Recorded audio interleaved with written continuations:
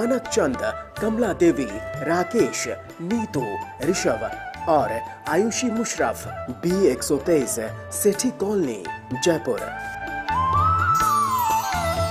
Shri Parshvanath re rolling mills limited, Durgapur 1, Vardhaman, waste Bengal. Amita Jain, पत्नी अनिल कुमार जैन, संगीता जैन, पत्नी विपिन कुमार जैन।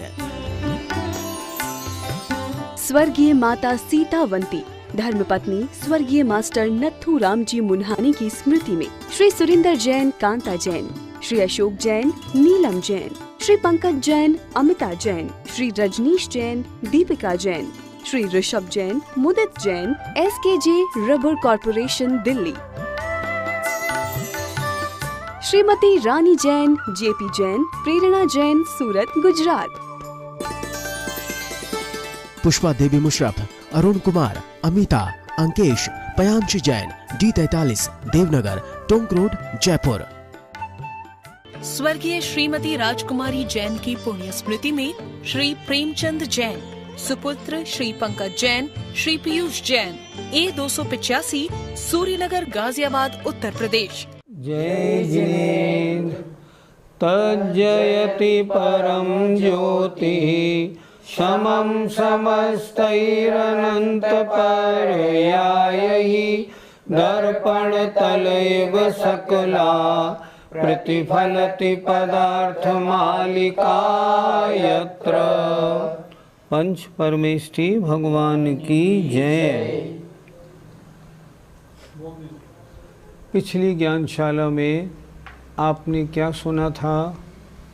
सामायिक और प्रोस 2 वास व्रत के अतिचारों की चर्चा हुई थी।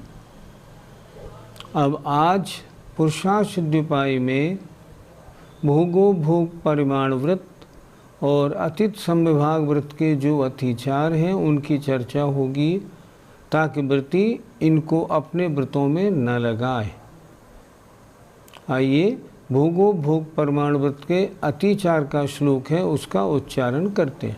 आहारो हि सचेत्तः, आहारो हि सचेत्तः, सचेत्त मिश्र सचेत्त संबंधः, सचेत्त मिश्रः सचेत्त संबंधः, दुष्पक्को विषवोऽपि च, दुष्पक्को विषवोऽपि च, पंचामी षष्ठशीलस्य, पंचामी षष्ठशीलस्य। बोलिए। आहारो हि सचेत्तः, सचेत्त मिश्र सचेत्त संबंधः, दुष्पक्को विषवोऽपि च, पंचामी षष्ठशीलस्य। आइए भोगो भोग परिमाण व्रत के अतिचार। पहला, आहार जो सचित्त हो, अर्थात सचित्त आहार, पहला अतिचार। दूसरा, सचित्त मिश्राहार, ये आहार सब में लगेगा। तीसरा, सचित्त संबंधाहार। चौथा, दुष्पक्व आहार और अविषव आहार। ये अमी माने ये, षष्ठशीलस्य, छठे शील अर्थात भोगो भोग परिमाण व्रत के 5 अतिचार हैं। फिर एक बार देखें कौन कौन से हुए। सचित्त आहार, जीव सहित आहार होना। दूसरा, सचित्त जीव सहित आहार से मिला आहार करना। तीसरा, सचित्त से संबंधित आहार करना। दुष्पक्व अधिक पका हुआ आहार करना। और अविषव माने गरिष्ठ आहार करना। ये पांचवा, ये छठा जो भोगो भोग परिमाण नाम का व्रत है उसके अमी माने ये 5 अतिचार हैं। अर्थात भोगो भोग परमाण व्रत के धारण करने के लिए, उसके पालन के लिए इन 5 अतिचारों से बचना चाहिए। पंडित जी, सचित्त आहार से क्या समझना चाहिए? अन्य ग्रंथों में भी भोगो भोग परमाण व्रत के ये 5 अतिचार कहे हैं। जैसे सचित्त संबंध सम्मिश्रा विषवधु पक्वाहाराः, तत्वार सूत्रकार ने भी यही कहे हैं।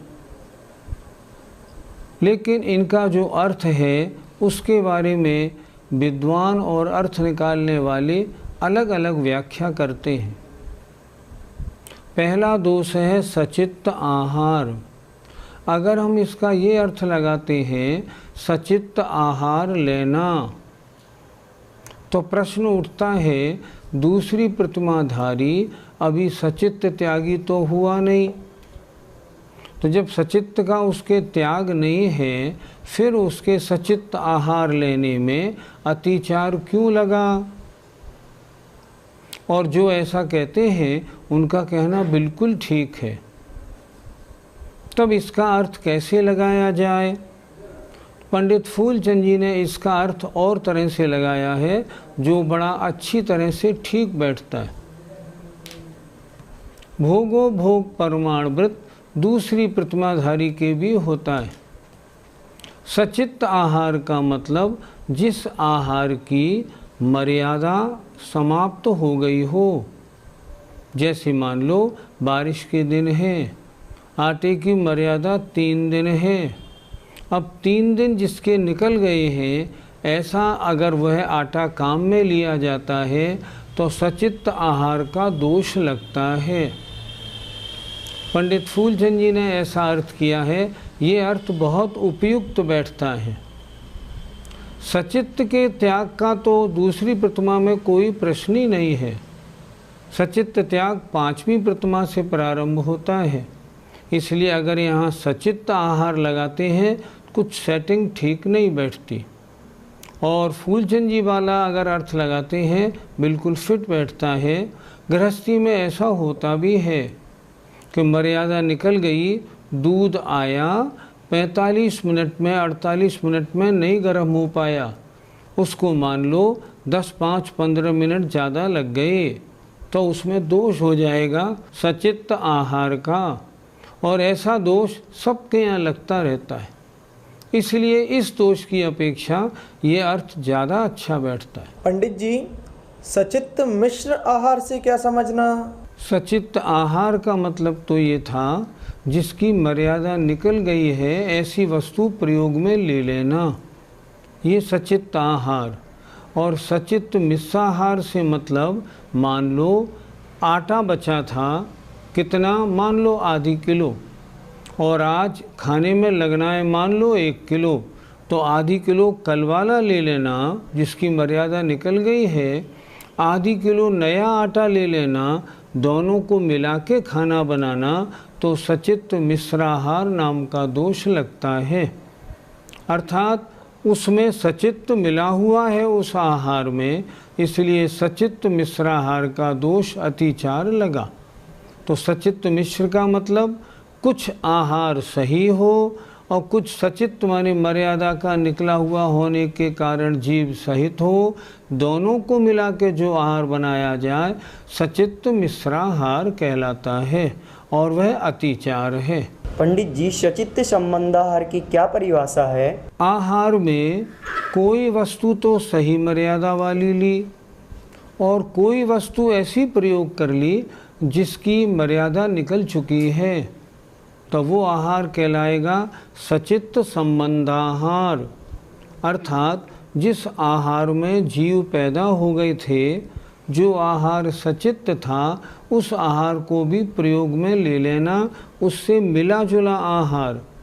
मिश्र माने तो आधा आधा मिश्र कर लिया, यहाँ संबंधित है। उदाहरण, जब महिला रोटी बनाती हैं तब लोटी के लोई में थोड़ा सा पलोथन लगाती हैं, तो रोटी तो सही आहार की, लोई तो पूरी ठीक बनी है, लेकिन जो पलोथन लगाया है वो मर्यादा के बाहर का आटा है, तो क्या हो गया?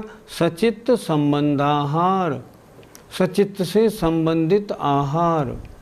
अथवा मान लो 1 किलो घी मंगाया और जब वो घी हमने ढक्कन खोला तो उसमें एक मच्छर मरा पड़ा हुआ था। अब घी 500 रुपये का कैसे फेंका जाए? हमने उस मच्छर को निकाल के हटा दिया। ये क्या हो गया? सचित्त संबंधाहार हो गया। ये दोष है, बिल्कुल दोष है, और ऐसा होता है, होता रहता है। इसलिए ये दोष इस तरह समझना ज़्यादा ठीक लगता है।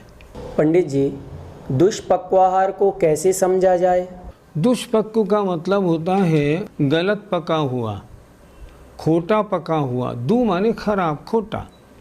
दुपक्वाहार का मतलब होता है, दुष्पक्वाहार का मतलब ज़्यादा पका हुआ या कम पका हुआ जो आहार है वह दुपक्वाहार है।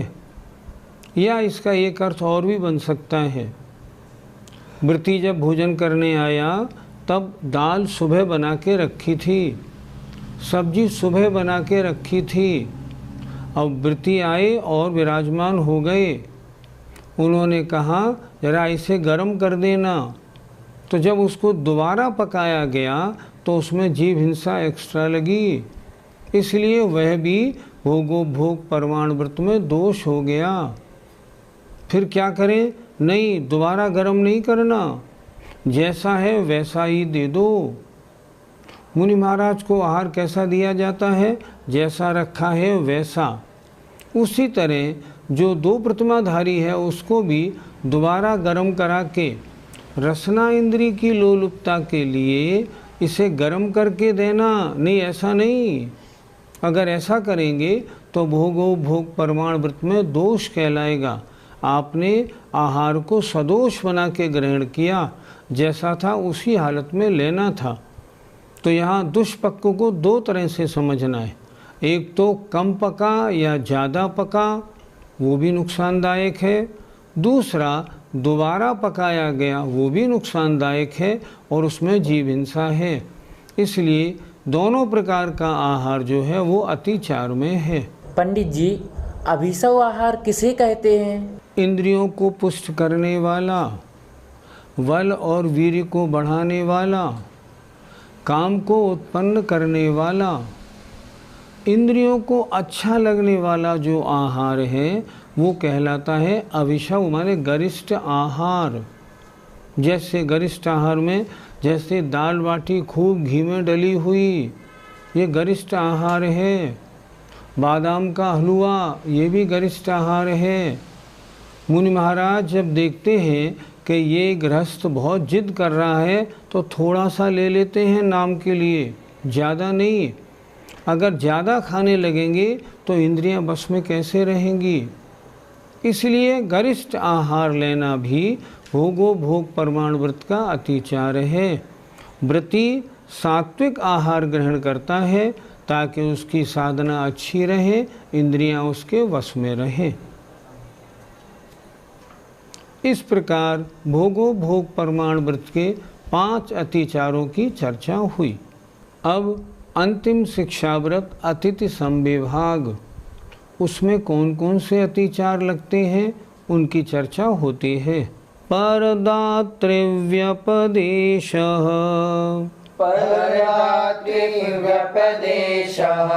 सचित्त निक्षेप तत्पिधाने च, सचित्त निक्षेप तत्पिधाने च, कालस्यातिक्रमणम्, कालस्यातिक्रमणम्,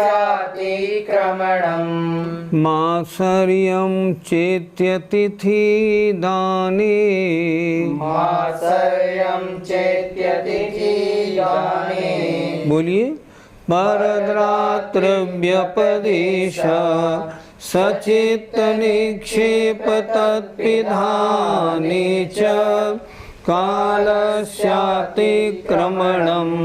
मात्सर्यं चेत्यतिथिदाने। अतिथि संविभाग व्रत के 5 अतिचारों की चर्चा इस श्लोक में है। पहला अतिचार है पर दातृव्यपदेशः, पर माने दूसरे को दान देने के लिए कहकर चले जाना। मुझे तो आज व्यस्त हूँ, मुझे तो आज काम है, तुम मुनि महाराज को आहार दे देना। अगर व्रती ऐसे कह के जाएगा मान लो, तो उसके अतिथि संविभाग में दोष लगेगा। ये अतिचार है। अन्य को दान देने के लिए कहकर चले जाना। दूसरा अतिचार सचित्त निक्षेप, सचित्त पदार्थ पर रखी हुई वस्तु आहार में देना। निक्षेप माने रखना, सचित्त पर रखी हुई वस्तु दान में देना। तत्पिधानी च, सचित्त से पिधान माने ढकी हुई वस्तु आहार में देना। अगला कालस्य अतिक्रमणम, जो सही समय है आहार का उसका उल्लंघन करके आहार देना।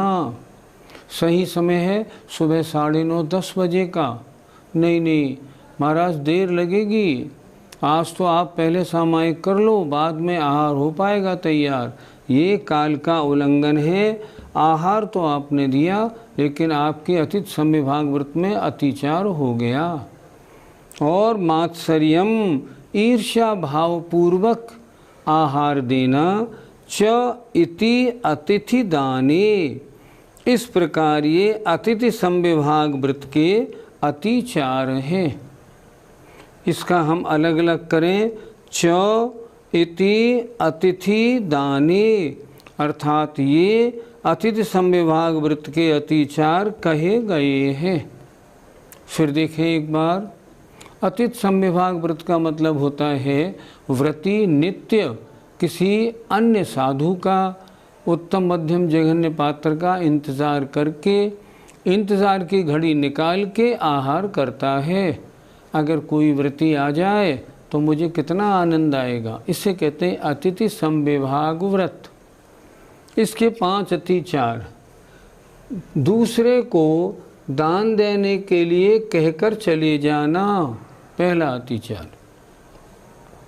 सचित्त पर रखी हुई वस्तु आहार में देना। तीसरी, सचित्त से पिधान माने ढकी हुई वस्तु आहार में देना।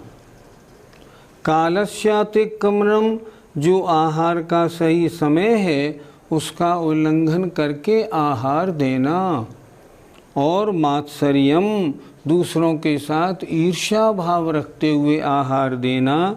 ये अतिथि दाने माने अतिथि संविभाग व्रत के ये 5 अतिचार हैं। पंडित जी, परदात्री व्यपदेश, इसका क्या अर्थ होता है? महाराज के आहार का समय है 9:30 10 बजे का। हमारी दुकान खुलती है 11 बजे। आज किसी कारणवश महाराज लेट उठ रहे हैं, महाराज उठेंगे समझो 11 बजे, तो अब तो दिक्कत होगी, तुम लोग आहार दे देना, मैं तो जाता हूँ। अर्थात किसी अन्य कार्य की व्यस्तता होने के कारण पर माने अन्य को दातृव्यपदेश दान देने के लिए कहकर स्वयं चले जाना अतिथि संविभाग में अतिचार है, दोष है। स्वयं आहार दे के जाए तब अतिथि संविभाग व्रत पलता है। पंडित जी, सचित्त निक्षेप अतिचार क्या है? उत्तर भारत में तो नहीं, लेकिन दक्षिण भारत में केले आदि के पत्ते बहुत चलते हैं, तो केले के पत्ते पर रखी हुई वस्तु आहार में देना। केले के पत्ते पर रोटी रखी है वो आहार में दे देना। सचित्त निक्षेप नाम का अतिचार है। वो आपकी गर्म रोटी केले के ऊपर रखी थी, कितने जीवों की हिंसा हो रही थी, वो ऐसा आहार देने योग्य नहीं होता। अगर देते हैं तो उसमें अतिचार लगता है। पंडित जी, सचित्त पिधान अतिचार क्या होता है? पहला अतिचार था केले के पत्ते आदि हरी वस्तु पर रखी हुई वस्तु दान में देना, आहार में देना। और यहाँ अगर कोई वस्तु केले के पत्ते आदि हरी चीज़ से ढकी है, सचित्त पदार्थ से ढकी है और वो आहार में दी जाती है तो सचित्त पिधान नाम का अतिचार लगता है। ये वस्तु भी सदोष है, इसलिए आहार में देने के योग्य नहीं। अगर देते हैं तो अतिथि संविभाग में दोष लगेगा। पंडित जी, काल का अतिक्रमण क्या होता है? मुनि महाराज पधारे हैं, भोजन की व्यवस्था भी है, लेकिन महाराज थोड़ा व्यस्त हूँ, आप सामायिक पहले कर लीजिए। आप 2 बजे आहार पे उठना, तब आहार दूँगा सही तरह से। अर्थात जो आहार का सही काल है उसका उल्लंघन करके आगे अगले काल में देर में आहार देना, यह है काल का अतिक्रमण। व्रती क्या करता है, अपना काम बाद में कर लूँगा, लेकिन चर्या का जो समय है वो तो 9:30 10 का ही है। जैसे बने वैसे मैं इसी समय में आहार बना के मुनि महाराज को दूं, ताकि वे अपने और दिन भर के सारे कार्य बिल्कुल अच्छी तरह से कर सके। तो सही समय पर आहार नहीं देना काल का अतिक्रमण नाम का दोष है। पंडित जी, मात्सर्य का अतिथि संविभाग से क्या संबंध है? अन्य दातारों से ईर्ष्या भाव रखना। मालूम नहीं क्या बात है, महाराज उधर उधर चले जाते हैं, हमारे यहाँ तो छुल्लक जी ही आ पाते हैं। इतने दिन चौका लगाते हो गए, बड़े महाराज तो हमारे यहाँ आते ही नहीं हैं। जो लोग बड़े बड़े हैं जाने ये कैसे हैं, ये कब तक रुकेंगे, ये यहाँ से चले जाएं तो मेरा नंबर तो आ जाए। ऐसी अन्य दातारों से ईर्ष्या भाव रखना ये मात्सर्य नाम का अतिचार है। जो अतिथि संविभाग व्रती होता है वो अपने लिए जो आहार बनाता है उस आहार में से नित्य ये भावना भाता है, कोई व्रती पधारे, मुनि महाराज पधारें, ताकि आज मेरा आहार बनाना सफल हो जाए और मैं उनको दे के स्वयं आहार ग्रहण करूं, मेरी रसोई मेरा घर पवित्र हो जाए, कितना आनंद आएगा। तो वो इन 5 अतिचारों से बचाकर अपने आहार को किसी व्रती, उत्तम पात्र मुनि महाराज, मध्यम पात्र व्रती और कोई भी न मिले तो कोई जैनी भाई मिल जाए, उनको पहले आहार कराने के बाद भोजन ग्रहण करता है। उसका ध्यान उसे रखना चाहिए कि उसके उस अतिथि संविभाग व्रत में ये 5 दोष हैं, ये न लगें। अगर ये लगेंगे तो व्रत में दोष लगेगा। इस तरह अतिथि संविभाग व्रत के 5 अतिचारों का वर्णन हुआ। जय जिनेंद्र। मानक चंद, कमला देवी, राकेश, नीतू, ऋषभ और Ayushi Musharraf, B123, Sethi colony, Jaipur. Shri Parshvanath re rolling mills limited, Durgapur 1, Vardhaman, waste Bengal. Amita Jain पत्नी अनिल कुमार जैन, संगीता जैन पत्नी विपिन कुमार जैन। स्वर्गीय माता सीतावंती धर्मपत्नी स्वर्गीय मास्टर नथुराम जी मुन्हानी की स्मृति में Shri Surinder Jain, Kanta Jain, Shri Ashok Jain, Neelam Jain, Shri Pankaj Jain, Amita Jain, Shri Rajneesh Jain, Deepika Jain, Shri Rishabh Jain, Mudit Jain, SKJ rubber corporation, Delhi. Shrimati Rani Jain, JP Jain, Prerna Jain, Surat, Gujarat. Pushpa Devi Musharraf, Arun Kumar, Amita, Ankesh, Payanshi Jain, D43, Devnagar, Tonk road, Jaipur. स्वर्गीय श्रीमती राजकुमारी जैन की पुण्य स्मृति में श्री प्रेमचंद जैन, सुपुत्र श्री पंकज जैन, श्री पीयूष जैन, A285, सूर्यनगर, गाजियाबाद, उत्तर प्रदेश।